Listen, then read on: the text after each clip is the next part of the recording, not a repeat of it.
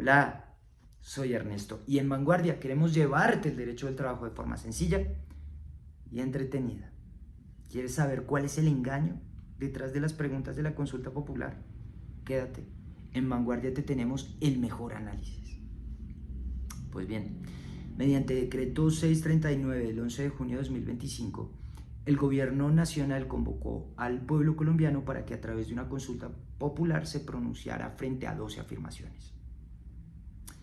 Entonces, para hacerlo de manera didáctica, dividiré esas 12 preguntas en 3 grupos. El primero de ellos lo catalogaré como las preguntas trampa, que son la 1 y la 2. La 1, ¿está de acuerdo con que la jornada laboral sea de máximo 8 horas y que la jornada diurna sea de 6 de la mañana a 6 de la tarde? Y la 2, ¿está de acuerdo con que el recargo dominical sea del 100%? Para comprender estas preguntas hay que hacer un contexto normativo. Una hora de trabajo, imaginemos que cuesta 10.000 pesos. Es decir, cualquier empleado en cualquier empresa percibe 10.000 pesos por una hora ordinaria. Es decir, una hora de trabajo durante un día que no es festivo y siempre y cuando no desarrolle horas extras o trabajo complementario. Entonces, la hora básica de trabajo cuesta 10.000 pesos. Ahora bien, en cuanto a la primera pregunta, debemos hacer 2 comentarios. El primero, el recargo nocturno es del 35% y aplica después de las 9 de la noche. Entonces, lo que te quiere decir la primera pregunta es, ¿está de acuerdo con que un trabajador, en vez de ganar 10.000 pesos, gane 13.500 a partir de las 6 de la tarde? Y que este aumento no empiece a crearse después de las 9, sino después de las 6 de la tarde. Esa es la primera. Y la segunda, el recargo dominical es del 75%. Es decir, si una persona trabaja un domingo no gana 10.000, como habíamos dicho en la hora básica de trabajo, sino gana 17.500. La pregunta es, ¿estás de acuerdo con que un trabajador no gane 17.500 por trabajar un domingo, sino 20.000 pesos? Es decir, gane 2 veces su hora de trabajo. Como puedes ver, el trasfondo de la pregunta es, ¿estás de acuerdo con que ganes más plata? Y ahí está la trampa, porque todas las personas diríamos, sí, obviamente queremos ganar más plata, pero las 2 herramientas que propone el gobierno no necesariamente alcanzan ese fin, como paso a explicarte. Todas las personas nos movemos por intereses personales, incluidas las empresas. ¿Cuál es el interés de la empresa? La empresa lo que quiere, simple y sencillamente, es una utilidad. La utilidad la obtiene de la resta de sus ingresos y sus gastos. Dentro de sus gastos tenemos sus costos laborales. Entonces, si yo le aumento los costos laborales a las empresas a través de generar un recargo nocturno a partir de las 6 de la tarde y no a partir de las 9 de la noche, y aumento sus costos laborales a través de aumentar el recargo dominical, lo que voy a generar en la práctica, económicamente hablando, es que los costos de esa empresa aumenten. Y para mantener el nivel de utilidad que tiene la compañía, lo que tiene que hacer necesariamente es aumentar los ingresos. ¿Y cuál es la mejor forma de aumentar los ingresos? Trasladar esos costos al precio final del producto o servicio que vendan.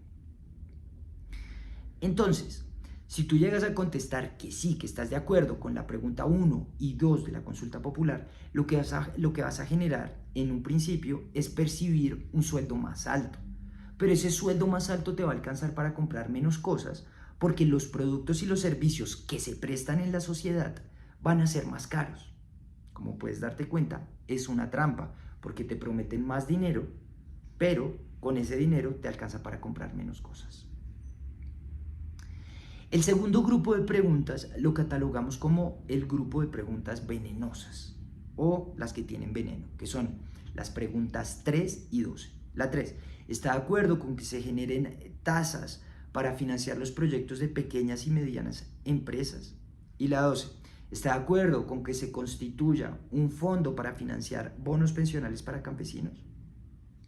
Como puedes observar, a diferencia del primer grupo de preguntas, en este caso la pregunta exige la consecución de un fin. Es decir, te preguntan, ¿está de acuerdo con que se alcance esta meta? A diferencia del primer grupo, en el primer grupo lo que te dicen es, ¿quieres ganar más plata a través de cambiar estas normas? En este caso lo que te dicen, ¿estás de acuerdo con alcanzar este fin? Y alcanzar este fin significa entregarle potestades al gobierno que no necesariamente tú le quieres otorgar. Te doy un ejemplo. Si lo que queremos es que el gobierno constituya un fondo para la financiación de bonos pensionales, lo que necesariamente tiene que hacer el gobierno es echarle mano a los recursos pensionales que existen hoy, es decir, a la plata de Colpensiones o a la plata de los fondos privados, o crear más impuestos. Y tú no necesariamente quieres que el gobierno tenga esas potestades, porque evidentemente quieres salvaguardar tu ahorro pensional y no quieres que el gobierno te cree impuestos de la nada. Y sucedería exactamente lo mismo con fijar tasas de interés para pequeñas y medianas empresas, porque perfectamente el gobierno, sin ninguna regulación y sin ningún control, podría decir, aumento las tasas de interés para la población en general, y de esa forma las tasas de interés de las empresas se ven pues más pequeñas en comparación. Yo sé que este es un ejemplo extremo y tú me dirás, eso no necesariamente ocurrirá. Estoy de acuerdo, pero lo que quiero decir con esto es que se le entregan potestades al gobierno que no necesariamente tú quieres concederle, y ahí está el veneno. Además, teniendo en cuenta que en este caso estamos hablando de administración o fijación de recursos económicos, y el gobierno podría disponer de ellos como bien le parezca. Ahí está el veneno de estas preguntas. En tercer lugar, tenemos las preguntas que son intrascendentes. Y son intrascendentes porque son irrelevantes para la sociedad. Y lo son por tres razones. La primera, porque son temas que ya han sido definidos o por la jurisprudencia o por la ley. Por ejemplo, la pregunta 4. ¿Está de acuerdo con que el empleador le conceda permisos al empleado para que asista a citas médicas? Este es un interrogante que ya ha sido contestado por diversas jurisprudencias o diversos textos, por ejemplo, de la Corte Constitucional, pronunciando sobre la legalidad del artículo 57 del Código Sustantivo del Trabajo. Entonces, uno entendería que estos tiempos no pueden descontarse del salario del empleado, ni tampoco obligar a que el empleado lo reponga. Uno podría concluir que esta conclusión ya está zanjada, y que si hay empleadores que quieren asumir el riesgo, lo pueden hacer bajo su propia responsabilidad, pero evidentemente no tiene ningún sentido que yo pregunte a través de una consulta popular algo que ya está definido. En segunda medida, preguntas que perfectamente puede implementar el gobierno sin preguntarle al pueblo en general. Por ejemplo, la pregunta 8. ¿Está de acuerdo con que se fije o se establezca un salario justo para los trabajadores campesinos? Por un lado, ¿quién va a estar en desacuerdo con esta pregunta? Todos estamos de acuerdo con que los campesinos reciban una remuneración justa, sin entrar en la discusión de qué es justo, porque uno perfectamente podría decir lo que el mercado es justo. También podrías decir lo que la gente necesite para vivir es justo. La definición de justicia es algo muy etéreo, pero independientemente de estas discusiones, de estos debates, el gobierno perfectamente podría fijar políticas para establecer remuneraciones básicas, máximas, mínimas a los trabajadores del sector rural. Y la tercera razón por la cual hay preguntas intrascendentes es porque, sinceramente y sin ánimo de ser ofensivo o despreocupado o irreverente, son preguntas que a nadie le importan.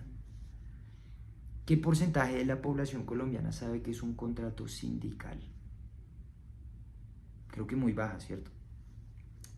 ¿A quién le importa si el contrato sindical terceriza o puede considerarse una intermediación laboral? Creo que a muy pocos, quizás a los que nos dedicamos a derecho laboral, pero la población en general no está interesada en regular el contrato sindical. Entonces no tiene ningún sentido, no tiene razón de ser que yo convoque a una consulta popular para preguntar esto. Ese es el tercer grupo de preguntas. Ahora bien, y a modo de cierre, independientemente de los cálculos políticos, de las ambiciones, de los intereses que tenga el gobierno nacional en la convocatoria a una consulta popular, lo cierto es que la ciudadanía, y más si van a participar en la consulta popular, tiene que estar informada. Y estar informada significa conocer los incentivos y los desincentivos que genera la aprobación de estas preguntas. Por nuestra parte, ya sabes cuál es nuestra interpretación. La consulta popular es un engaño, y es un engaño porque las preguntas o contienen una trampa, porque prometen algo que no pueden cumplir, o tienen mucho veneno, porque le dan potestades al gobierno que uno no necesariamente le quiere conceder, o porque sin lugar a dudas son intrascendentes, entre otras cosas, porque a muy pocas personas le importan o porque en muy pocas personas influyen. Esa es la interpretación que nosotros hacemos desde Vanguardia. Pero eso no significa que nosotros tengamos la verdad revelada. Por eso te pido, si es de tu interés, y yo creo que sí lo es, y que es una obligación ciudadana hacerla, que acudas al decreto 639, que mires las preguntas y que saques tus propias conclusiones. Si tienes una posición distinta a la de Vanguardia, déjalo en los comentarios. Nosotros gustosos te contestaremos. Ese fue el tema del video de hoy. De corazón, espero que te haya gustado. Espero que haya sido útil y te haya informado respecto a la consulta popular. Te deseo feliz tarde, feliz día, feliz noche. Hasta luego.